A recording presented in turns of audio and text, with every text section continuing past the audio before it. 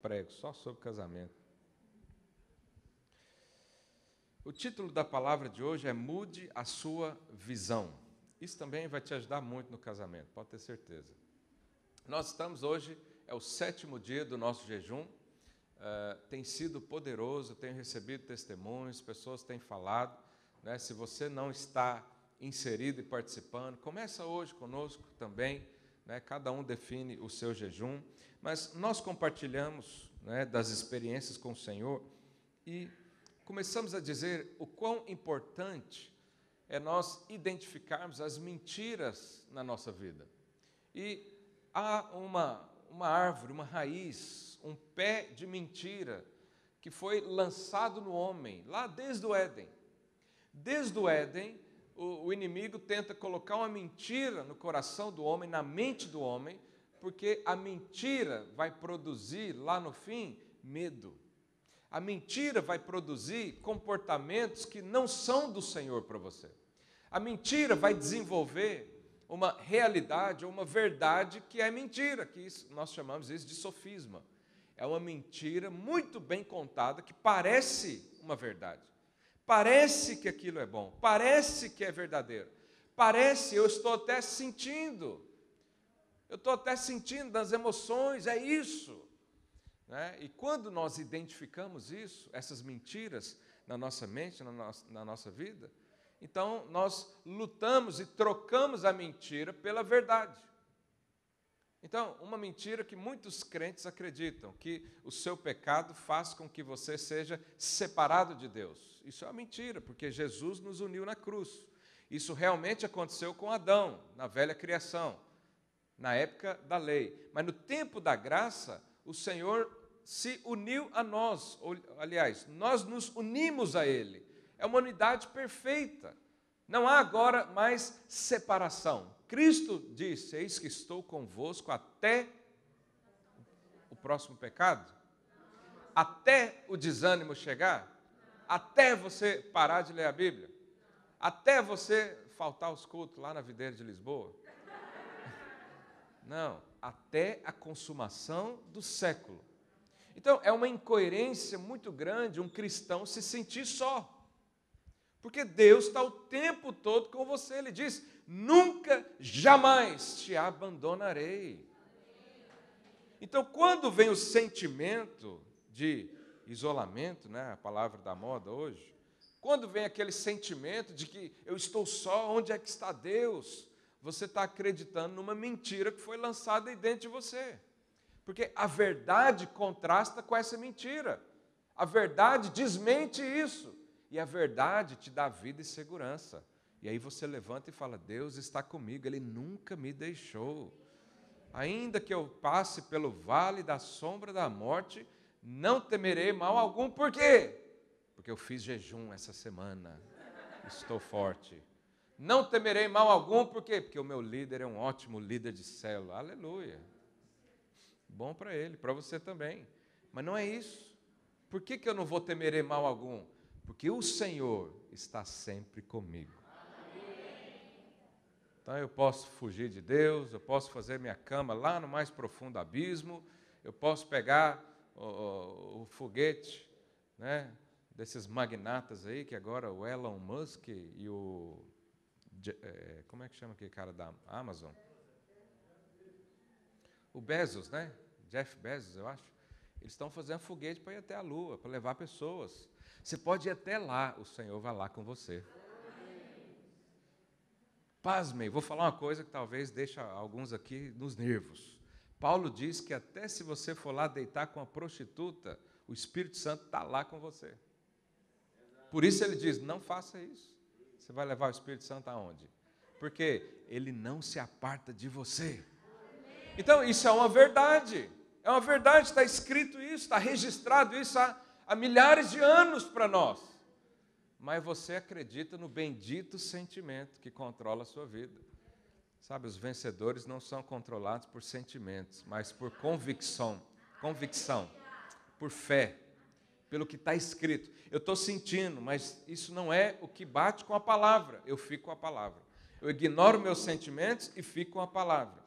Então, nós compartilhamos também que toda vitória externa depende da vitória interna. A exemplo de Davi. Davi, né, era um homem que foi ungido por Deus, ele era cheio do Espírito Santo, da mesma forma que eu e você somos hoje. O mesmo Espírito que habitava em Davi, habitou em Jesus e habita em mim e em você também. Quantos creem nisso?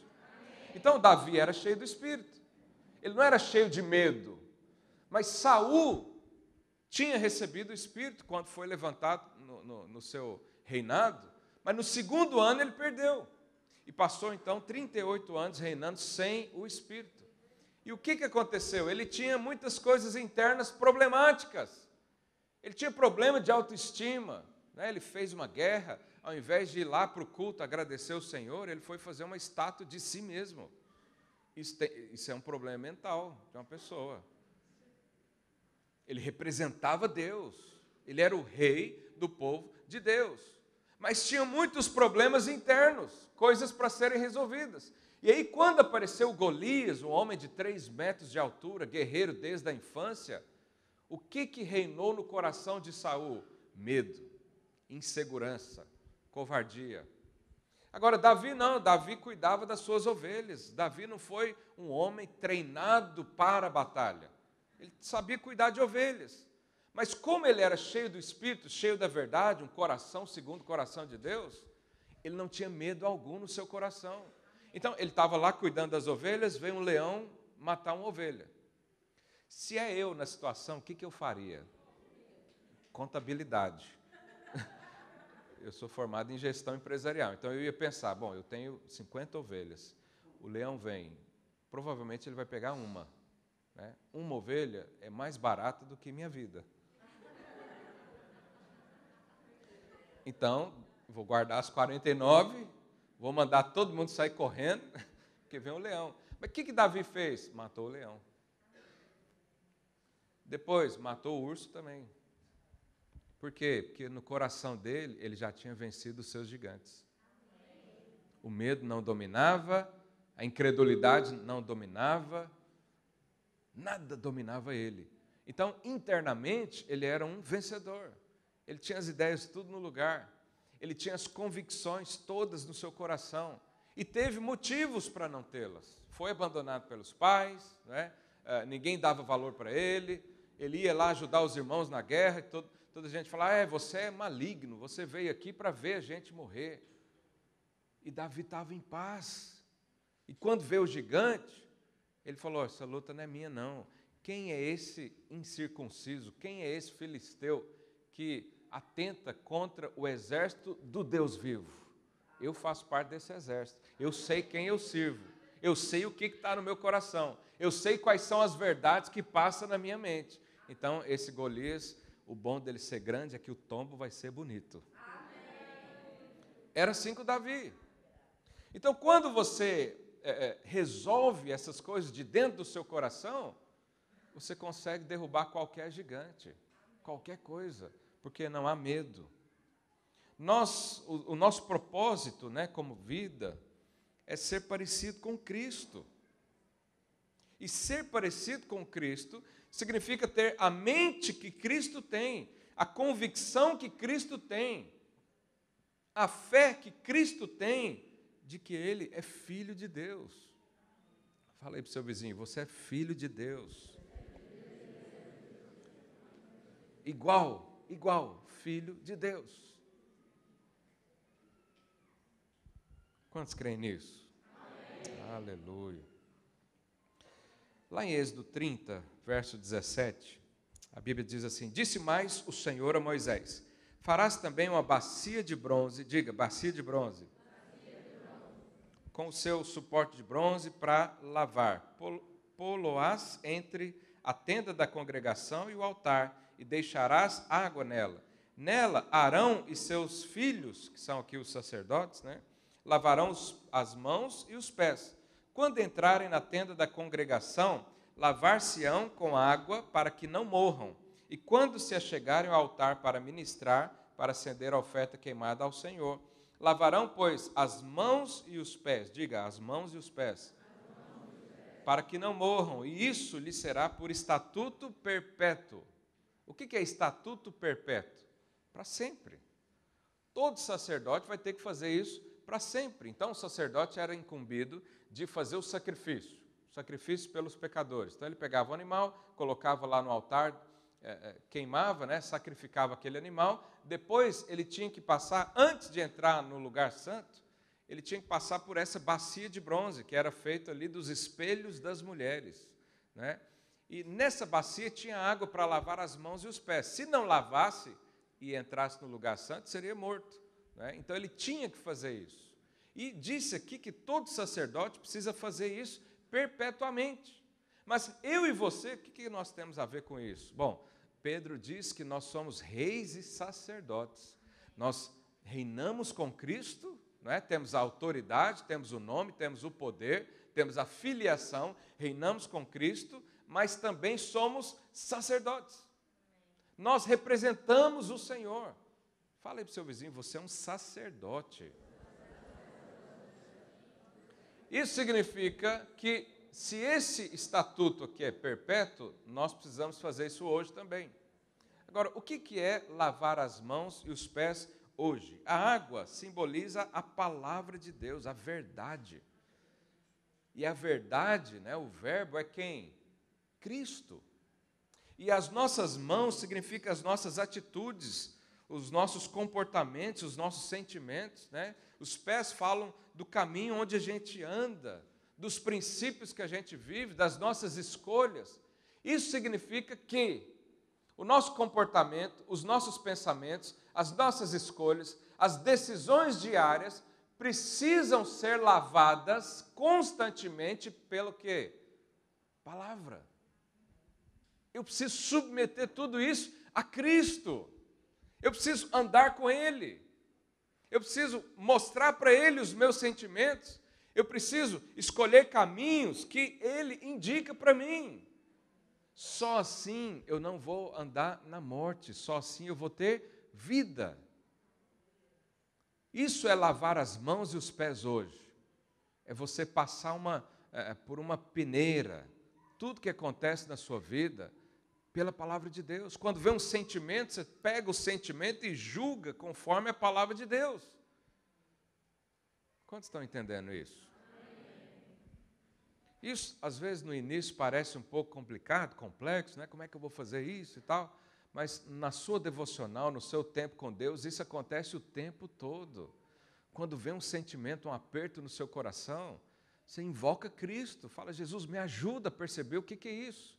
O que eu estou sentindo? Quando você vai fazer uma escolha, né? Escolha para casar com alguém, escolha para abrir um negócio, escolha de uma universidade, escolha de uma profissão, escolha de onde trabalhar, aonde morar, tudo isso você pode submeter e passar pelas águas que são Cristo, para que Ele te dê direção. E quando Ele te der direção, você vai ter certeza, você vai ter vitória nisso, você vai reinar junto com Ele, porque Ele sabe todas as coisas. Esse é o lavar a mão, é diariamente um processo de transformação. E como é que acontece essa transformação? O Espírito Santo traz luz sobre nós. Às vezes você está numa situação difícil, não sabe o que fazer, não sabe o que pensar, como agir. De repente, vem um insight, né? Que as pessoas gostam de falar isso. De repente, vem uma ideia. De repente, vem um caminho à sua frente. Se você anda com o Senhor, você vai dar crédito a Ele. Você sabe que é o Espírito Santo que fez isso na sua vida.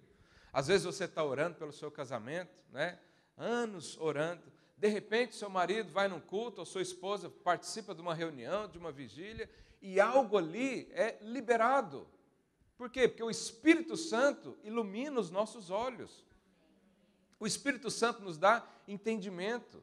O Espírito Santo é capaz de mover o nosso coração, quebrantar o nosso coração, para nós percebermos os caminhos do Senhor.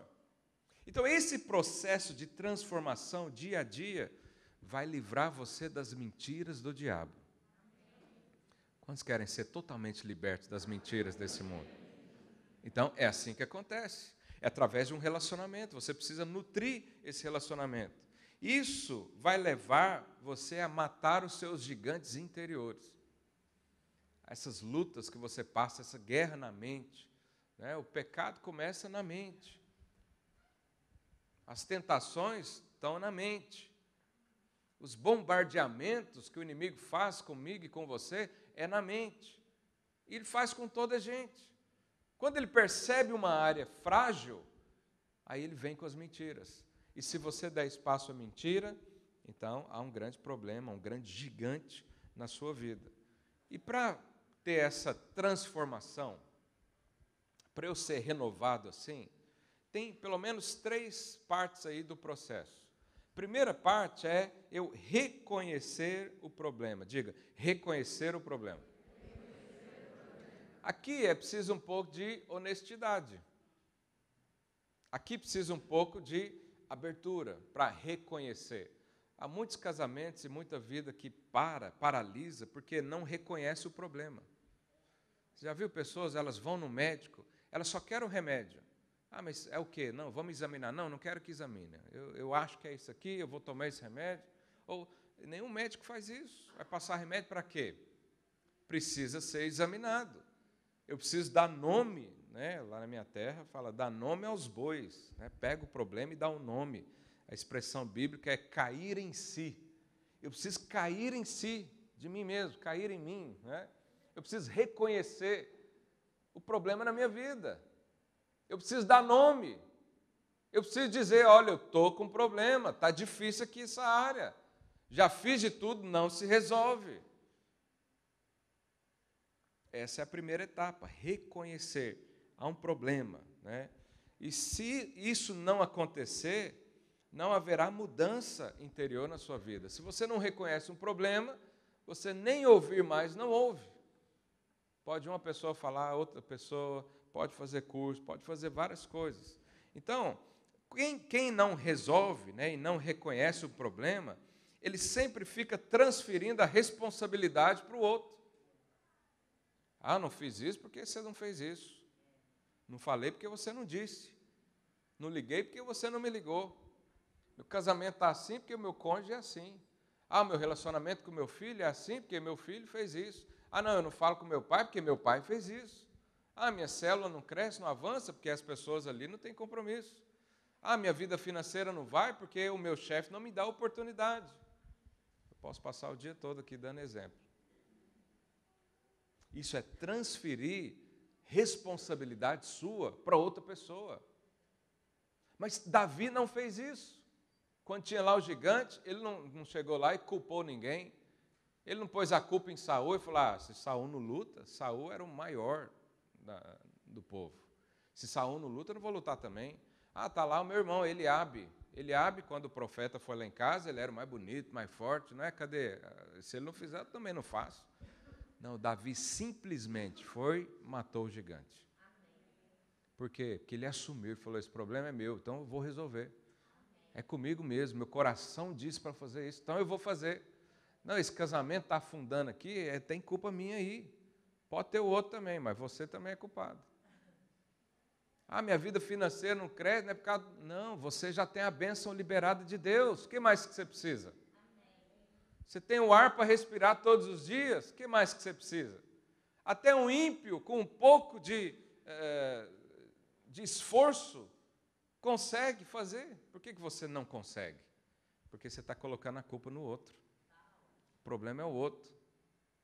Você já viu? Não sei se alguém fez curso de coach, eu fiz formação de coach também. E lá a gente aprende essas coisas. Você tem que empurrar a pessoa, dá um chute no traseiro dela. Você pode, você vai.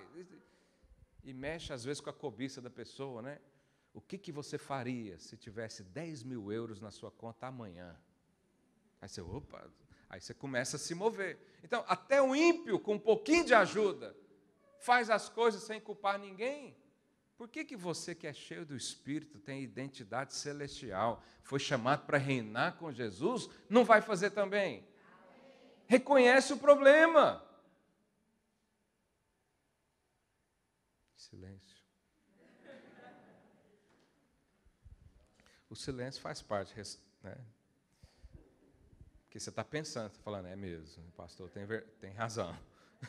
Eu preciso mesmo posicionar nisso, não vou nem falar mais nada. Principalmente se a mulher está aí do lado.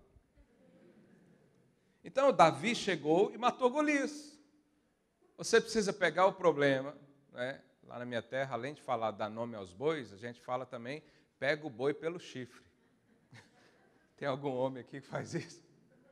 Pega o boi pelo chifre e olha no olho dele, encara ele e resolve.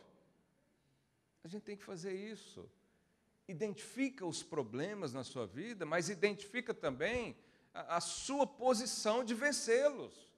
Não põe a culpa no outro, não. Não põe a justificativa no outro, não.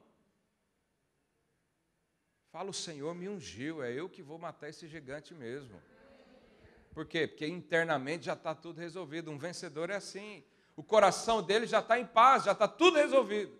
Então, quando vem gigante, ele até caça. Cadê os gigantes? Pode mandar, pode trazer aí para mim. Traz os problemas aí. Você sabe, pastor, tem que fazer assim, né? Traz o problema aí. A gente não sabe resolver tudo. Mas a gente está aqui posicionado. Por quê? Porque o Senhor nos colocou. Então, não vou deixar de fazer alguma coisa por causa do outro, porque não investiram em mim, não me colocaram na melhor cidade, que não sei o quê. São desculpas. O que as desculpas já te ajudou alguma vez na vida? Então, joga fora. Esses são os vencedores. Ele vence por dentro e vence por fora também. Segunda coisa, além de reconhecer o problema, nós precisamos de uma firme decisão. Você sabe, tem gente que reconhece o problema.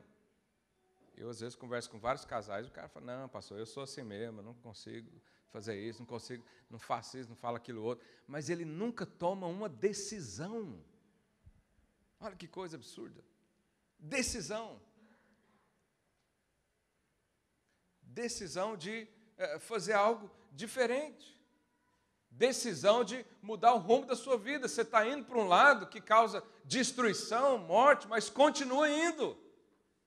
E não decide nada. Então, nós temos muitos problemas por causa disso. As pessoas não se decidem mudar. Um pai de família não decide ser o pai de família. E aí a família vai por ralo abaixo.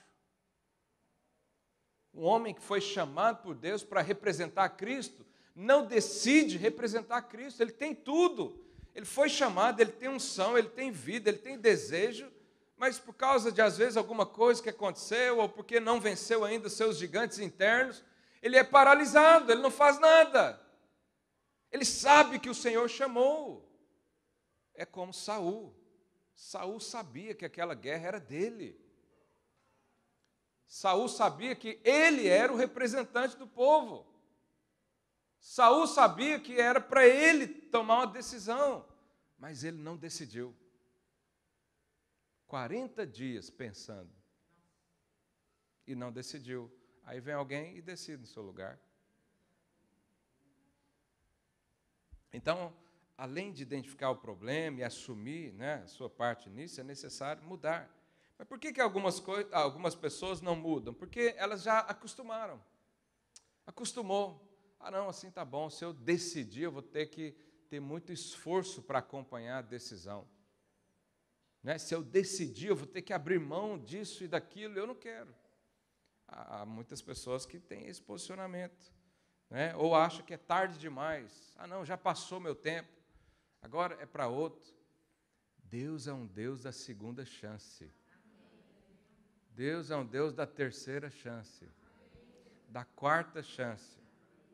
Enquanto houver ar nos seus pulmões, o Senhor está te chamando para o trabalho. Amém. Glória ao Senhor. Se fosse eu, já desistia. Mas enquanto houver vida, há também esperança, mas há também um chamado para ser como o Senhor. Mas além de cair em si e além de decidir mudar, é necessário uma terceira coisa, que é entrar num processo. E as pessoas às vezes se arrepiam quando falam de processo, porque o processo da vida cristã e de um crente vitorioso está muito associado a uma vida miserável. Quando fala, vamos entrar no processo da humildade, o que você pensa? Deus vai tirar tudo da minha vida, vai matar todo mundo, vai tirar todo o meu dinheiro, vai me jogar lá no meio do deserto. E vai falar, aprende, seu ordinário, a ser humilde. Nós pensamos isso. O processo para um casamento feliz. Já pensar, eu tenho que largar meu videogame, tenho que largar meu computador. Meu Deus. Desculpa, quem joga videogame pode jogar, não tem nenhum problema. Não. Eu só acho que há uma idade para isso, mas tá bom. O processo é muito doloroso, é um caminho estreito, apertado, e eu não sei se eu consigo. Tem muita gente que é honesta, realmente fala, eu não sei se eu consigo agradar a Deus, não. Eu não consigo agradar nem eu, nem minha esposa, nem os filhos. Né? A pessoa mais fácil de agradar nesse mundo é a sua mãe, porque você não precisa fazer nada, ela te ama incondicionalmente, pelo menos a maioria delas. E aí você fica com essa mentira na mente, de que o processo é esse caminho doloroso. Mas eu vou te falar qual que é o processo hoje. Quem sabe isso não anima a sua fé agora. O processo que nós precisamos, está lá em Romanos 12, verso 1 e 2.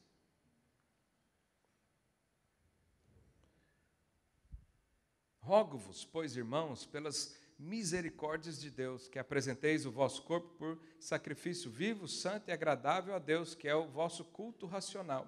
E não vos conformeis com este século, mas transformai-vos, ou seja, entra aí no caminho da transformação. E ele diz como? Como é que nós vamos nos transformar? Pela renovação da vossa mente, para que experimenteis qual seja a boa, agradável e perfeita vontade de Deus.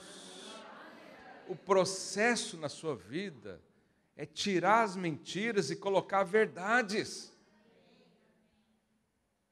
O processo é fazer, você sabe, algumas pessoas dizem que as igrejas fazem lavagem cerebral. Não vai naquela igreja não, que eles vão fazer uma lavagem cerebral na sua mente. Isso é a mais absurdamente palavra correta. Porque nós fazemos isso, domingo após domingo. Nós tiramos a mentira e colocamos a verdade de Jesus Cristo. Então, se você entrar aqui, vai haver uma lavagem cerebral mesmo. Mas isso vai te trazer o quê? Transformação. Então, ele diz, não vos conformeis com esse século. Ou seja, fecha a porta da sua vida para as mentiras de Satanás. Conformar significa quando você vai fazer um bolo e você coloca ali uma forma, né? Se for de coração, vai sair um bolo de coração. Se for redondo, quadrado, isso é a forma. O mundo está cheio de forma para colocar na sua cabeça. E aí aqui diz, para você ser transformado por Deus e viver uma vida plena no Senhor, tira essas formas do mundo. Não é a universidade que vai definir o que você pensa, não são as leis regionais que decidem o que você vive, não é o conjunto de regras e normas da sociedade, é a palavra de Deus. A palavra de Deus é que nos forma, e essa forma é Jesus Cristo. Jesus Cristo quer ser a forma da sua vida, e ao crescer, e ao entrar, e sujeitar, e aceitar isso, você vai crescer conforme Ele é. Você vai ser como Ele é. Esse é o processo de transformação que nós precisamos. Não é doloroso, é prazeroso. E olha a consequência disso. Para que experimenteis qual seja a boa, diga, boa, agradável e perfeita vontade de Deus. A vontade de Deus é boa, agradável e perfeita. Mas enquanto você achar, por uma mentira de Satanás, que a vontade de Deus é te levar para o deserto, para você ficar lá até secar a língua, você nunca vai se sujeitar a esse processo. Muda hoje a sua mentalidade. Abraça hoje o propósito divino na sua vida. Agarra hoje a oportunidade que Deus te deu para andar com Ele, para ser conhecido como um filho de Deus. Tal qual Ele é, nós somos do Senhor. Nós somos como Cristo. Então, eu tenho que sair do mundo, mas o mundo precisa sair de mim também. Eu preciso aprender como lidar com basicamente tudo na minha vida. como é que o mundo lidera? Na opressão, na mão forte, né? O mundo lidera sim, faz porque eu mando, porque eu tenho cargo, eu tenho dinheiro, eu tenho isso, eu tenho aquilo, eu tenho experiência, eu tenho informação. Então faz porque eu mando. Mas como é que nós lideramos no reino de Deus? Jesus falou, quem quer ser o maior, faz o quê? Serve. O maior líder na casa de Deus é o que mais serviu a humanidade. Mas o diabo está aí, ele é um grande líder também. Mas ele domina, escraviza, destrói a vida das pessoas. Como é que nós nos relacionamos? O mundo tem uma forma de relacionamento. Os jovens hoje são expostos a isso, tem lá uma forma de relacionamento. Como é que você se relaciona? Pega tudo e todos e não está nem aí. Você não é de ninguém, ninguém é de ninguém, ninguém é propriamente seu e vira uma bagunça. Essa é a forma do mundo. Mas qual que é a forma do Senhor? Escolha uma pessoa, se guarde para ela e vai ser feliz assim. Depois um dia eu vou falar das consequências dessa forma do mundo para o jovem. 2 Coríntios 3,18 também nos dá uma direção. Se nós queremos ser, então, transformados para experimentar a boa, perfeita e agradável vontade de Deus, nós precisamos de uma atitude muito simples. Está aqui, 2 Coríntios 3,18. E todos nós, com o rosto descoberto, desvendado, né, sem nada tapando, contemplando, diga, contemplar, como por espelho a glória do Senhor, somos o quê? Transformados. Pergunta aí ao seu vizinho, você quer ser transformado? Qual que é a receita do bolo da transformação? Está aqui. De glória em glória, na sua própria imagem, como pelo Senhor o Espírito. Olhar e contemplar a Cristo.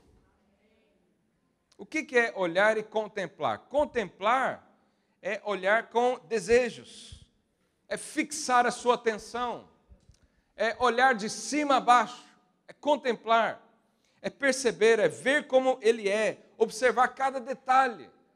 Por isso é tão importante você acordar todos os dias e nutrir o seu relacionamento com Cristo. Porque ao lidar com Ele, ao colocar Ele como espelho, você não é o que você vê no espelho. Nosso espelho tinha que ter lá a imagem de Jesus. E aí você chega lá e vê Jesus. E aí você olha para Ele todos os dias. Você vai para o trabalho pensando em Cristo. Você volta pensando em Cristo. Lá na sua casa, entroniza Cristo. Coloca Cristo no centro. Faz de Cristo a sua determinação diária. Faz de Cristo seu alvo. E aí a Bíblia diz que se a gente fizer isso, nós seremos transformados. Um exemplo disso é a mulher samaritana. Os irmãos conhecem a história. Ela foi buscar água num poço, mais ou menos meio-dia, né? E o Senhor estava ali. E Jesus pede então para que ela dê água para ele, né? E ela diz, ela se assusta, como é que um judeu conversa com um samaritano, aquela coisa toda, né? E Jesus fala para ela, olha, se você soubesse quem te pede água, você me pediria e eu te daria água viva. Porque tudo que você buscou até hoje é como beber água. Você bebe água, daqui meia hora tem que beber de novo. Então você vai para o mundo buscar uma satisfação, você casa pensando nisso, você se relaciona pensando nisso, você faz uma graduação na universidade pensando que a posição, o título, o bacharel, né, vai te dar uma satisfação, mas é como água, de repente passa. De repente aquela posição que você tanto queria, que faria você, né, da pessoa mais feliz da terra, já não é mais, porque é a água desse mundo. Mas Jesus falou, se eu te der a água e você beber, nunca mais terá sede. Essa é a água de Jesus. Ela conversou com Jesus, ela esteve ali frente a frente com Jesus, ela recebeu palavras de vida, e nem ela percebeu, mas aquela mulher foi transformada. Ela foi transformada, tanto é que ela voltou para a cidade, deu testemunho de Jesus para toda a gente, e trouxe toda a cidade até Jesus. Amém. Você tem noção do que é mobilizar uma cidade inteira? Obviamente, essas cidades não eram como Lisboa, não tanta gente. Mas só um vereador consegue fazer isso. Mobilizar toda a cidade. Como é que você faz isso? Tinha que ter muito brilho nos olhos para chamar toda a cidade, para deixar o que estava fazendo e ouvir um homem que eles nem sabem quem é. Aquela mulher tinha tanto brilho no olhar, porque bebeu da água da vida, contemplou Jesus, admirou Jesus, recebeu Jesus. E quando ele entra na sua vida, coisas poderosas acontecem. E a primeira conquista é essa, é uma paz, é um prazer que você sente. Quando Cristo entra, faz morada, começa a transformação na sua vida. Nós precisamos dessa conexão. Você foi conectado à videira verdadeira, né? Não à igreja videira. Aqui também você está conectado, mas a videira verdadeira que é o próprio Cristo. E para encerrar, deixa eu ler aqui João capítulo 6, verso 48. Do verso 48 até o 57. Coloca aí para mim, por favor. Eu sou o pão da vida. Aleluia. Vossos pais comeram o maná no deserto e morreram. Este é o pão que desce do céu, para que todo o que dele comer não pereça. Pastor, estou muito fraco hoje, eu estou perecendo, estou perdendo a batalha. Coma do pão que veio do céu. Ele está disponível para você. Ele está aqui. Ele está no seu coração. Mas vamos ler mais. Eu sou o pão vivo que desceu do céu. Se alguém dele comer, viverá eternamente. E o pão que eu darei pela vida do mundo é a minha carne. Disputavam, pois, os judeus entre si, dizendo, como pode esse dar-nos a comer a sua própria carne? Respondeu-lhes Jesus, em verdade vos digo, se não comerdes a carne do Filho do Homem e não beberdes o seu sangue, não tendes vida em vós mesmos. Olha aqui Jesus falando. Em outra parte, Jesus falou, sem mim, nada podeis fazer. Nada. Por que você está querendo resolver sua vida financeira sem Jesus? Por que você está querendo participar lá do curso de casais se Jesus ainda não se tornou o centro da sua vida? Está escrito. Ninguém tem vida em si mesmo, se não for por Cristo. Aleluia. Você consegue perceber essa vida fluindo dentro do seu interior para fora? Você consegue perceber Jesus aí dentro, se relacionando, te dando comida todos os dias, te dando ânimo para viver, te dando respostas? Se não, faz isso hoje. Hoje mesmo toma a decisão de contemplar Cristo todos os dias, sua vida nunca mais será a mesma. Próximo. Quem comer a minha carne e beber o meu sangue tem a vida eterna, e eu o ressuscitarei no último dia. Os irmãos do louvor podem subir já. Pois a minha carne é verdadeira comida. Então Jesus está dizendo, a minha carne é verdadeira comida. É verdadeira. Porque tem outras que são falsas. O pecado vai te dar uma sensação falsa de alegria.